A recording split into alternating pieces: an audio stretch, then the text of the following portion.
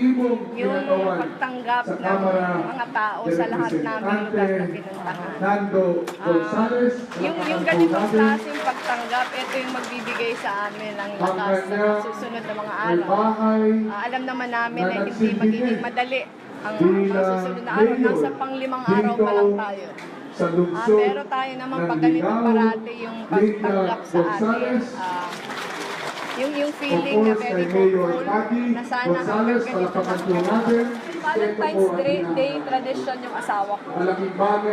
Yung lahat na babaeng empleyado sa City Hall, binibigyan niya yun ng bulaklak.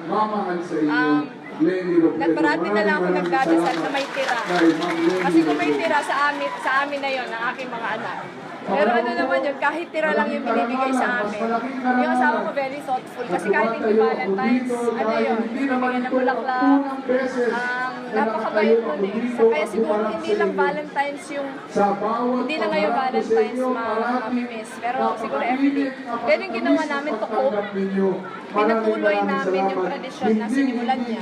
Since namatay siya noong 2012, 2013, 2014, 2015, talaga ako yung report sa lahat ng mga empleyado na ba nagbibigay bulaklak.